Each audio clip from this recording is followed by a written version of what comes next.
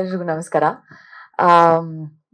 ಅವರೆಲ್ಲರೂ ಆಕ್ಚುಲಿ ಎಲ್ಲಾನು ಎಷ್ಟೊಂದು ಹೇಳ್ಬಿಟ್ಟಿದ್ದಾರೆ. ಸೊ ನನಗೇನಂದ್ರೆ ನನಗೆ ತುಂಬಾ ಎಕ್ಸೈಟ್ಮೆಂಟ್, ಬಿಕಾಸ್ ಅಷ್ಟೆಲ್ಲ ನಾವು ಏನೇನ್ ಎಫರ್ಟ್ಸ್ ಹಾಕ್ಬಿಟ್ಟು ಸೆಟ್ ಅಲ್ಲಿ ಕೆಲಸ ಮಾಡಿದ್ದು ಅಂಡ್ ಶೂಟಿಂಗ್ ಇಂತ ಮುಂಚೆ ಮಾಡಿದ ವರ್ಕ್ಶಾಪ್ಸ್ ಇರ್ಬೋದು, ಇಲ್ಲ ಶೂಟಿಂಗ್ ಮುಗ್ದಿದ ನಂತರ ನಾವು ಮಾಡ್ತಿರೋ ಪ್ರಯತ್ನ ಜನಕ್ಕೆ ತಲುಪಿಸೋದಕ್ಕಿರ್ಬೋದು, ಅದು ಎಲ್ಲವೂ ಈಗ ಒಂದು ಡೇಟ್ ಅಲ್ಲಿ ಬಂದ್ ನಿಂತಿದೆ. ಸೊ ಅದು February 20th ನಮ್ಮ ಸಿನಿಮಾ ಮಾರ್ನಮಿ ರಿಲೀಸ್ ಆಗ್ತಾ ಇದೆ. ಅಂಡ್ ನಿಮ್ಮೆಲ್ಲರ ಜೊತೆ ನಾನು ಸಿನಿಮಾ ನೋಡಕ್ಕೆ ಕಾತರದಿಂದ ಕಾಯ್ತಾ ಇದ್ದೀನಿ.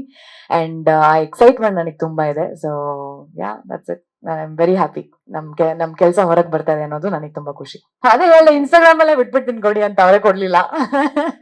ಬಟ್ ಯಾ, ಅಂದ್ರೆ ಅವ್ರು ಹೇಳ್ದಂಗೆ ಇಷ್ಟೆಲ್ಲ ಎಫರ್ಟ್ಸ್ ಹಾಕ್ಮೇಲೆ ಸರ್ ನಾವು ಅದನ್ನ ಜನಕ್ ತಲುಪಿಸೋದು ತುಂಬಾ ಮುಖ್ಯ ಆಗತ್ತೆ. ಎಲ್ಲ ತಲುಪಿಸಿ ಕಂಟೆಂಟ್ ಚೆನ್ನಾಗಿಲ್ಲ ಅಂದಾಗ ಓಕೆ, ಅದೇನು ಓಡ್ಲಿಲ್ಲ ಅಂದ್ರೆ ಓಕೆ, ಒಂದ್ ಸ್ವಲ್ಪ ಸಮಾಧಾನ ಮಾಡ್ಕೊಬಹುದು. ಅದಾದ್ಮೇಲೆ ರಿಲೀಸ್ ಆದ್ಮೇಲೆ ಇಷ್ಟು ಚೆನ್ನಾಗಿತ್ತು, ನಮ್ಗೆ ರೀಚೇ ಮಾಡಿಸ್ಲಿಲ್ಲ ನೀವು, ನಮಗೆ ಗೊತ್ತೇ ಆಗಿಲ್ಲ ಅಂದಾಗ ಅವಾಗ ಆಗೋ ನೋವಿದೆಯಲ್ಲ, ಅವಾಗ ಏನು ಮಾಡಕ್ಕಾಗಲ್ಲ, ನಮ್ ಕೈಲಿ ಏನೂ ಇರಲ್ಲ. ಸೊ ಅದಕ್ಕೋಸ್ಕರ ತಗೊಂಡಂತ ಡಿಸಿಷನ್ಸ್ ಇದು. ಅಂಡ್ 2 ಸರ್ತಿ ಪುಷ್ ಆದಾಗ್ಲೂ ನಾವು ಪುಷ್ ಮಾಡಿದ್ವಿ ಕರೆಕ್ಟ್, ಬಟ್ ಆಗ್ಲೂ ನಾವು ಪ್ರಮೋಟ್ ಮಾಡ್ತಾನೆ ಇದ್ವಿ. ಈ ಒಂದಲ್ಲ ಒಂದ್ ರೀತಿಯಲ್ಲಿ ಐ ಥಿಂಕ್ ಎಲ್ಲೋ ಒಂದ್ ಚೂರ್ ಹಂಗೆ ರೀಚ್ ಆಗ್ತಾ ಇದೆ. ಅಂಡ್ ಈಗ 20ನೇ ತಾರೀಕು ಅನ್ಕೊಂಡಿರೋದ್ರಿಂದ ಅಲ್ಲಿಗೆ ಆ 20ನೇ ತಾರೀಕು ಬರೋ ತನಕನು ನಮ್ ಕೈಯಲ್ಲಿ ಎಷ್ಟಾಗುತ್ತೋ ಅಷ್ಟು ಪ್ರಮೋಷನ್ಸ್ ನಾವು ಮಾಡೋಣ ಅಂತ ಈಗ ಪ್ಲಾನ್ ಎಲ್ಲ ಮಾಡ್ಕೊಂಡು we started. So I think ಅದ್ ಎಲ್ಲೋ ಒಂದ್ ಮಟ್ಟಕ್ಕೆ ತಲುಪಬೇಕು. ಅಂಡ್ ಇವ್ರು ಹೇಳ್ದಂಗೆ ಸೀರಿಯಲ್ ಅಲ್ಲಿ ಇವ್ರಿಗೆ ಇರೋ ಆಡಿಯನ್ಸ್ ಅಂದ್ರೆ ನನ್ಗೆ ಎಲ್ಲಾ ಕಡೆ ಹೋದಾಗ ಇವ್ರನ್ನ ಗುರ್ತಿಸೋ ರೀತಿಯಲ್ಲಿ ಗೊತ್ತಾದ್ ಎಲ್ರು ಗುರ್ತಿಸ್ತಾರೆ ಆಕ್ಚುಲಿ, ಎಲ್ಲರಿಗೂ ಗೊತ್ತು ಇವ್ರು ಅನ್ನೋ ತರ. ಸೊ ಆ ಒಂದು ಆಡಿಯನ್ಸ್ ಅದು ಕನ್ವರ್ಟ್ ಆದ್ರೆ ಅವ್ರು ಹೇಳ್ದಂಗೆ ಸೂಪರ್ ಹಿಟ್ ಫಿಲ್ಮ್. ಬಿಕಾಸ್ ಅವ್ರನ್ನ ಇಷ್ಟಪಡೋರು, ಅವ್ರ ಪಾತ್ರಗಳನ್ನ ಒಪ್ಕೊಂಡಿರೋದು ಜನ, especially women are a lot. So I think ಎಲ್ರ ಸಪೋರ್ಟ್ ಬಂದ್ರೆ ಅದು ಇನ್ನೂ ಖುಷಿ. ಅಂಡ್ ಅವರ ಟಿವಿ ಪ್ಲಾಟ್ಫಾರ್ಮ್ಗೂ ಹೋಗಿ ಬಂದ್ವಿ ನಾವು, ಅಲ್ಲಿ ಸಿಕ್ಕಿದ ರಿಸೆಪ್ಷನ್, ಅವ್ರಗಳೆಲ್ಲ ತೋರ್ಸಿದ ಸಪೋರ್ಟ್, ಅದು ತುಂಬಾ ಖುಷಿ ಆಗುತ್ತೆ. So we are just hopeful ಅದು ಸಿಗತ್ತೆ ನಮ್ಗೆ ಆ ಸಪೋರ್ಟ್ ಅನ್ನೋದು. ಎಲ್ಲ ಸಿನಿಮಾನು ಸ್ಪೆಷಲ್ ಸರ್, ತಗೊಂಡ್ಮೇಲೆ ಅದು ಸ್ಪೆಷಲ್. ತಗೊಂಡಿಲ್ಲ ಅಂದ್ರೆ ಏನೋ ಸ್ಪೆಷಲ್ ಅನ್ಸಿಲ್ಲ ಅಂತ ಅರ್ಥ.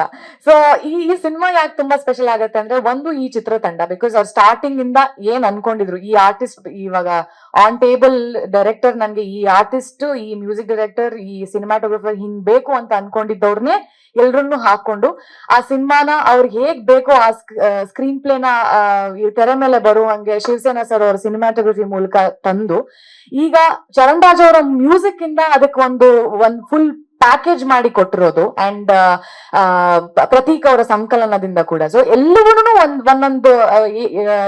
ಒಂದ್ ಮನೆ ಕಟ್ಟುವಾಗ ಒಂದೊಂದು ಇಟ್ಟಿಗೆ ಎಷ್ಟು ಇಂಪಾರ್ಟೆಂಟ್ ಆಗುತ್ತೋ ವೆರಿ ಕೇರ್ಫುಲ್ ಆಗಿ ಆ ಎಲ್ಲಾ ಇಟ್ಟಿಗೆಗಳನ್ನ ಸೆಲೆಕ್ಟ್ ಮಾಡಿದ್ದಾರೆ.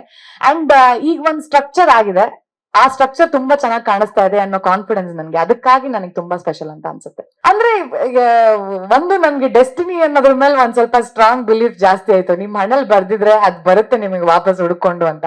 ನನ್ಗೆ ಶೂಟಿಂಗ್ ಬೇರೆ ಸಿನಿಮಾ ಮಾಡ್ತಿದ್ದ ಕಾರಣ ನನ್ಗೆ ಈ ಡೇಟ್ಸ್ ಕ್ಲಾಶ್ ಆಗುತ್ತೆ ಅನ್ನೋದ್ರಿಂದ ಈ ಸಿನಿಮಾ ಆಗಲ್ಲ ಅಂತ ಅಂದಿದ್ದುಂಟು. ಬಟ್ ಅದ್ ತಿರ್ಗಾ 1 ತಿಂಗಳು 1.5 ತಿಂಗಳು ಆದ್ಮೇಲೆ ಮತ್ತೆ ನನ್ನನ್ನು ಹುಡ್ಕೊಂಡು ಅದೇ ಸಿನಿಮಾದಲ್ಲಿ ಕೆಲಸ ಮಾಡ್ತಿರೋರು, ಈ ಕತೆ ತುಂಬಾ ಚೆನ್ನಾಗಿದೆ ನೀವು ಮಾಡ್ಬೇಕು ಅಂತ ಹೇಳಿ ನನ್ಗೆ ಹೌದಾ ಅಂತ ನಾನ್ ಮತ್ತೆ ಹೋಗಿ ಮತ್ತೆ ಕೇಳಿದ್ದಂತ ಕತೆ, ಮತ್ತೆ ಕೇಳಿದ್ಮೇಲೆ ಅದೇ ತರ ಫಸ್ಟ್ ಟೈಮ್ ಹೇಗೆ ಕತೆ ಕೇಳಿದಾಗ ನನ್ಗೆ ಎಕ್ಸೈಟ್ಮೆಂಟ್ ಇತ್ತು, ಮಾಡ್ಬೇಕಿತ್ತು ಈ ಸಿನಿಮಾ ಅಂತ ಅನ್ಕೊಂಡಿದ್ನು, ಅದೇ ರೀತಿ ಮತ್ತೆ ಆಗಿದ್ದಂತ ಒಂದು ಸ್ಟೋರಿ ಇದು. So yeah, ಹಣೆಲ್ ಬರ್ದಿತ್ತು, ಆಗ್ಬೇಕಿತ್ತು. ಅಂಡ್ ಈಗ ನಿಮ್ ಮುಂದೆ ಬಂದಿದೀವಿ. ಚೈತ್ರ ಅವ್ರೆ, ಕಂಟೆಂಟ್ ಅಲ್ಲಿ ಪುಣ್ಯಕೋಟಿ ಶೇಡ್ ಇದೆ ಅಂತ ಅನ್ನಿಸ್ತು. ಎಲ್ಲಾ ಕಾಲದಲ್ಲೂ ಈ ಒಳ್ಳೆಯವರು ಕೆಟ್ಟವರು ನಡುವೆ ಕಾಳಗ ಇದ್ದೇ ಇರುತ್ತೆ. ಇದ್ರ ಬಗ್ಗೆ ಏನಾದ್ರೂ ಒಪಿನಿಯನ್ ಇಟ್ಕೊಂಡಿದ್ದೀರಾ ನೀವು? ಒಪಿನಿಯನ್, ನನ್ನ ಪರ್ಸನಲ್ ಒಪಿನಿಯನ್ ಅಂತ ಕೇಳಿದ್ರೆ, in everybody is life everybody is a villain or a hero to someone or the other. ನನ್ನನ್ನು ಇಷ್ಟಪಡೋರಿಗೆ ನಾನು ಒಳ್ಳೆಳಾಗಿರ್ತೀನಿ, ಯಾರಿಗ ಇಷ್ಟ ಇರಲ್ಲ ಅವ್ರಿಗೆ ನಾನು ವಿಲನ್ ನ ಕಾಣಿಸ್ತಾ ಇರ್ತೀನಿ ಅನ್ನೋದು ಯಾವಾಗ್ಲೂ ಹಂಗೆ ವರ್ಕ್ ಆಗೋದಲ್ವಾ. ಸೊ ಈ ಸಿನಿಮಾದಲ್ಲೂ ಅಷ್ಟೇ ಸಿಚುವೇಶನ್ಸ್ ಅಂಡ್ ಅವ್ರ ವೈಯಕ್ತಿಕ, you have to be in their shoes to know what they are going through ಅಂತಾರಲ್ಲ, ಹಂಗೆ ಅವ್ರ ಜಾಗದಲ್ಲಿ ನಿಂತ್ರೆ ಮಾತ್ರ ಗೊತ್ತಾಗತ್ತೆ ಅವ್ರು ಯಾಕಾಗ ಆ ಡಿಸಿಷನ್ಸ್ ತಗೊಂಡ್ರು, ಯಾಕೆ ಅದನ್ನ ಮಾಡಿದ್ರು ಅಂತ. ಅವ್ರ ಜಾಗದಲ್ಲಿ ಯಾವಾಗ್ಲೂ ಎಲ್ರು ಕರೆಕ್ಟ್ ಆಗೇ ಇರ್ತಾರೆ. ಸೊ ಆ ಒಂದು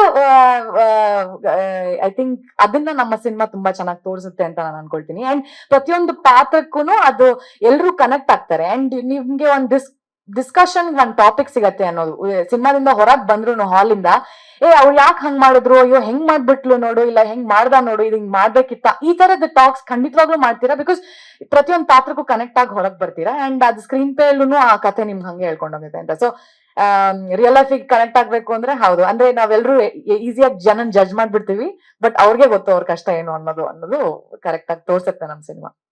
ಚಿತ್ರ Yeah. ಇಲ್ಲ ಅದು ರಿಲೀಸ್ ಆಗಿರೋ ಸಾಂಗ್ ನಿಮ್ದು ಕಾಂಬಿನೇಷನ್ ತುಂಬಾ ಚೆನ್ನಾಗಿ ಬಂದಿದೆ. In fact thank you. ಹಾಡು ಆ ಒಂದು ಶೂಟಿಂಗ್ ಹೇಗಾರ ಆಯ್ತು ಅಂತ ಅದ್ ಚೆನ್ನಾಗಿ ಇದ್ ಕಷ್ಟ ಸರ್. ಇವ್ರನ್ನ ಫ್ರೆಂಡ್ ಮಾಡ್ಕೊಂಡು ನಾನು ಅದ್ರಲ್ಲಿ ಹಸ್ಬೆಂಡ್ ವೈಫ್ ಅಂತ ತೋರ್ಸೋದೇ ನನಗೆ ಒಂದು ಟಾಸ್ಕ್ ಆಗಿತ್ತು. ಬಿಕಾಸ್ ಇವರು ಏನೋ ಸರ್ಟಿಫೈಡ್ ಇಂಟ್ರೋವರ್ಟ್ ಇವರು. ನಾನಂದ್ರೆ ಕಲ್ಲ ಹತ್ರನು ಮಾತಾಡ್ಕೊಂಡು ನಿಂತ್ಕೊಳ್ತೀನಿ, ಹಂಗಿರೋ ಒಂದು ವ್ಯಕ್ತಿತ್ವಗಳ ಜೊತೆ ಸೇರಿದಾಗ ಈಗ ಈ ಒಂದ್ ಕೆಮಿಸ್ಟ್ರಿ ಆನ್ ಸ್ಕ್ರೀನ್ ಕಾಣಿಸ್ಬೇಕಲ್ವಾ. ಇವಾಗ ಜನ ನೋಡ್ತಿರೋರ್ಗೆ ಹಸ್ಬೆಂಡ್ ಅಂಡ್ ವೈಫ್ ಅಂತ ಅನ್ಸ್ಬೇಕು ಅಂದ್ರೆ we have to do something. But ಅದಕ್ಕೆ ಒಂದ್ ಫ್ರೆಂಡ್ಶಿಪ್ ಮುಖ್ಯ ಆಗತ್ತೆ, ಆ ಒಂದ್ ಈಸ್ ಬರೋದಕ್ಕೆ. ಸೊ ಸ್ಟಾರ್ಟ್ ಆಫ್ ಕಟ್ ಹೇಳಿದ್ಮೇಲೆ ಸುಮ್ನೆ ಏನೋ ಕೂತ್ ಮಾತಾಡೋದು, ಮತ್ತೆ ನಿಮ್ ಸೀರಿಯಲ್ ಅಲ್ಲಿ ಹೆಂಗೆ, ಇಲ್ಲ ಅದು ಹೆಂಗೆ, ಇದು ಹೆಂಗೆ, ನಿಮ್ ವೈಫ್ ಬಗ್ಗೆ ಹೇಳಿ, ನಿಮ್ ಮಗು ಬಗ್ಗೆ, ಹಿಂಗೆ ಬರೀ ಹಿಂಗ್ ಕೇಳಿ ಕೇಳಿ ಕೇಳಿ ನಾವು ಇವಾಗ ಅವ್ರ ತಲೆ ತಿಂದು ಫ್ರೆಂಡ್ ಮಾಡ್ಕೊಂಡ್ಬಿಟ್ಟು ಅದಾದ್ಮೇಲೆ ಸ್ಕ್ರೀನ್ ಅಲ್ಲಿ ನಮ್ಗೆ ಅಟ್ಲೀಸ್ಟ್ ಏನೋ ಒಂದು ಇಂಪ್ರೂವೈಸ್ ಮಾಡಿದಾಗ ಅವ್ರು ನೆಕ್ಸ್ಟ್ ಹೆಂಗಾಯ್ತು ಅಂದ್ರೆ ಹೋಗ್ತಾ ಹೋಗ್ತಾ ಅವ್ರು ಇಂಪ್ರೂವೈಸ್ ಮಾಡಿದಾಗ ನನಗೆ ಗೊತ್ತಾಗೋದು. ಐ ಥಿಂಕ್ ಆ ರಿದಮ್ ಸಿಕ್ತು. ನೆಕ್ಸ್ಟ್ ನಾನು ಏನಾದ್ರು ಮಾಡಿದಾಗ ಇಂಪ್ರೂವೈಸ್ ಮಾಡಿದಾಗ ಇಂಪ್ರಾಂಪ್ಟು ಆಗಿ ಅವರು ತಕ್ಷಣ ಹಿಡಿದು ಅವ್ರಿಗೆ ಏನೋ ಅದು ಸರ್ಪ್ರೈಸ್ ಆಗ್ತಾ ಇರ್ಲಿಲ್ಲ, ಅವ್ರು ಕನೆಕ್ಟ್ ಆಗ್ಬಿಟ್ಟು ಅವ್ರು ಅದು ಪರ್ಫಾರ್ಮ್ ಮಾಡಕ್ ಕಂಟಿನ್ಯೂ ಮಾಡೋರು. ಸೊ ಐ ಥಿಂಕ್ ಅದು ಒಂದು ಸ್ಟಾರ್ಟಿಂಗ್ ಅಲ್ಲಿ ಚಾಲೆಂಜ್ ಇತ್ತು, ಅದಾದ್ಮೇಲೆ ಮಜಾ ಕೊಟ್ಟು.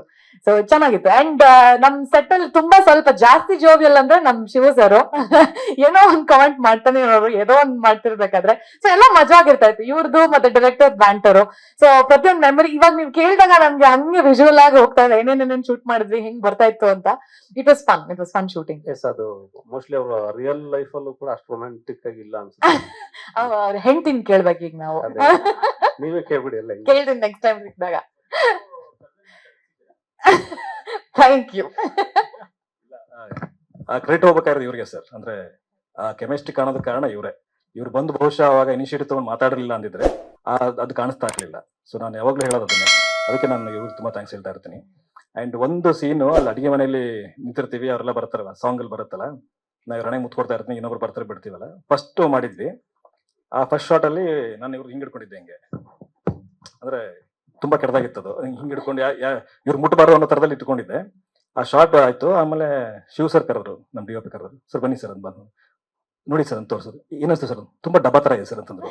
ನನಗೆ ಓಕೆ, ಇದು ರಿಯಾಕ್ಷನ್ ನೀಟಾಗಿ ಮಾಡೋಣ ಅನ್ಕೊಂಡು ಆಮೇಲೆ ಇವ್ರು ಬಂದು ನೋಡಿದ್ರು, ಆಮೇಲೆ ಮಾತಾಡ್ಕೊಂಡು ಅದು ನೀಟಾಗಿ ಚೆನ್ನಾಗಿ ಬಂತು ಸರ್ ಅದು. ಚಿತ್ರ ಅವ್ರೆ, ಇವರು ಡೈರೆಕ್ಟರ್ ಒಂದು ಸಾಂಗ್ ಅಲ್ಲಿ ನಿಮ್ಮ ಕ್ಯಾರೆಕ್ಟರ್ ಬಗ್ಗೆ ಆಲ್ಮೋಸ್ಟ್ ಮುಗಿಸಿದ್ದಾರೆ.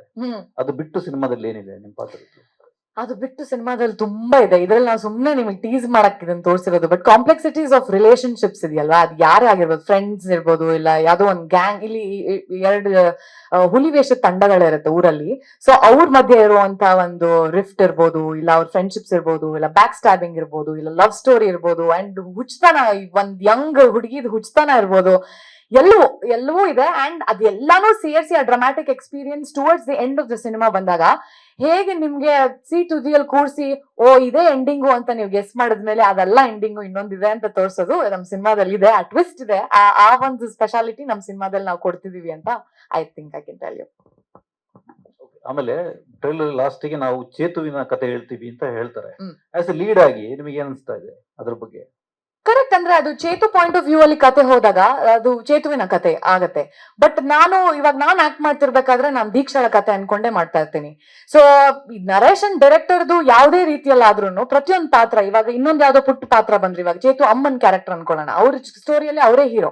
ಸೊ ಅವ್ರಿಗ ಅಂತ ಒಂದ್ ಕತೆ ಮಾಡಿದ್ರೆ ಅವ್ರ ಫಿಲ್ಮ್ ಪೂರ್ತಿ ಅವರೇ ಇರ್ತಾರೆ. ಸೊ ನಾವ್ ಯಾರ ಕತೆ ಒಬ್ಬರನ್ನ point of center of attraction ಆಗಿಟ್ಟು ಎಲ್ಲವನ್ನೂ ಅದ್ರ ಸುತ್ತ ಎಣಿಬೇಕಾದಾಗ ಯಾವ್ದು ಸರಿ ಅಂತ ಅನ್ನಿಸ್ದಾಗ ಚೇತು ಅಲ್ಲಿದ್ರೆ ಎಲ್ಲಾ ಕತೆಗಳನ್ನೂ ಅಲ್ಲಿ ಮಧ್ಯದಲ್ಲಿ ತಂದು ನಿಲ್ಸ್ಬೋದು ಅನ್ನೋದು ಒಂದು ಇರುತ್ತೆ. ನನ್ ಕತೆ ಕೇಳುವಾಗಲೂ ಪ್ರತಿಯೊಂದು ಸಿನಿಮಾದಲ್ಲೂ ಹಂಗೆ ಯೋಚನೆ ಮಾಡೋದು ಕೂಡ. ಅದ್ರಲ್ಲಿ ಯಾರ್ ಲೀಡು, ಯಾರಿಗೆ ಸ್ಕ್ರೀನ್ ಸ್ಪೇಸ್ ಜಾಸ್ತಿ ಸಿಗತ್ತೆ, ಇಲ್ಲ ಎಷ್ಟ್ ನಿಮಿಷ ಬರ್ತೀನಿ ಅನ್ನೋದ್ಕಿಂತ ಮೊದಲನೇ 2 minutes ಅಲ್ಲಿ ಒಂದ್ ಪಾತ್ರ ಸತ್ತೋಯ್ತು, ಬಟ್ ಇಡೀ ಸಿನಿಮಾದಲ್ಲಿ ಆ ಪಾತ್ರದ ಇಂಪ್ಯಾಕ್ಟ್ ಇದೆ ಅಂದ್ರೆ ನಾನು ಖಂಡಿತವಾಗ್ಲೂ ಆ ಸಿನಿಮಾ ತಗೊಳ್ತೀನಿ. ಸೊ ಹಂಗ್ ತಗೊಂಡು ಅಂತದ್ದು. ಸೊ ಅದ್ ನನ್ಗೇನು ಅನ್ಸಲ್ಲ. ನನ್ಗೆ ಐ ಥಿಂಕ್ ಕಥೆ ಈಸ್ ಇಂಪಾರ್ಟೆಂಟ್. ಅಂಡ್ ಯಾರು ಅದು ಮುಖ್ಯ ಭೂಮಿಕೆಯಲ್ಲಿ ಮಾಡ್ತಾ ಇದಾರೆ ಅನ್ನೋದಕ್ಕಿಂತ ಕಥೆಯಲ್ಲಿ ಹೇಗೆ ಅದು ಕನೆಕ್ಟ್ ಆಗ್ತಿದೆ ಜನಕ್ಕೆ, ಅಂಡ್ ಹೆಂಗ್ ಇಂಪ್ಯಾಕ್ಟ್ ಫುಲ್ ಆಗಿರುತ್ತೆ ಅನ್ನೋದು. ಸೊ ಅದು ಖಂಡಿತವಾಗ್ಲೂ ಈ ಸಿನಿಮಾದಲ್ಲಿದೆ. So I was very happy taking the cinema. Latest ಹಾಗೂ ಇಂಟ್ರೆಸ್ಟಿಂಗ್ ಸುದ್ದಿಗಳಿಗಾಗಿ ಬಾಸ್ ಟಿವಿ ಕನ್ನಡ ಚಾನೆಲ್ನ ಸಬ್ಸ್ಕ್ರೈಬ್ ಮಾಡಿ, ಹಾಗೆಯೇ ಬೆಲ್ ಐಕಾನ್ ಪ್ರೆಸ್ ಮಾಡಿ. ಇದರ ಜೊತೆಗೆ ಫೇಸ್ಬುಕ್, ಇನ್ಸ್ಟಾಗ್ರಾಮ್, ಎಕ್ಸ್ ನಲ್ಲೂ ಮಿಸ್ ಮಾಡದೆ ಫಾಲೋ ಮಾಡಿ.